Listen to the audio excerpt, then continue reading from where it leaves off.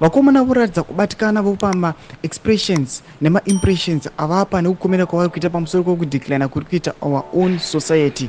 Zviri kuitika nyika yezimbabwe mugore rapfuura takabva mumapresidential elections, vanhu havanozwa kuti they were flagged, zvakapruviwa kunyange nesadhak chaicho yava kunzi nevanhu iri corrupt. Panapa pane mashoko avari kubuda vachitaura atinoona kuti aiwa vakona vaunya kudhipisa, tanyatsoonoti vakona munyika yezimbabwe vananyatsourwa nenhamo.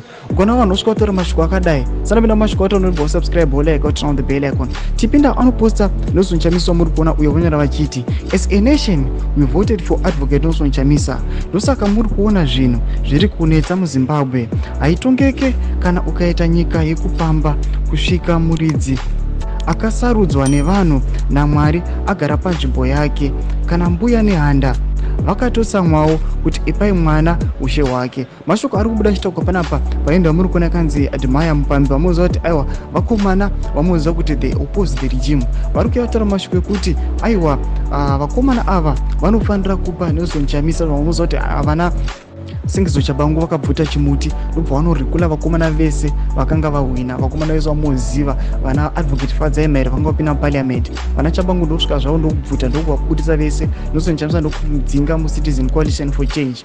Panapa vari kuva vachiti the country is declining nokuda kwokuti vakomana ava vakanga vavhoterwa vapinda vakarikolewa vakabuditswa just because vanhu vanga vaisa vanhu vava vanoziva kuti vangosabisa change. Mashoko ari kutogwa nevanhu vachiti aiwa vakomana ava vamuziva kuti vakarikolewa vakadzokera mugovernment vakadzokera muparliament, they can transform our country kuti iite mawonders, they can do some things zvamuona kuti aiwa vapinda vanhu chaivo chaivo vakaiswa nemacitizens emunyika yezimbabwe. Kuditsa mafunguro enyu muri kudii pamusoro pemashoko ava, pinda comment section medu mufunguro enyu, so subscribe or like, so turn on the bell icon.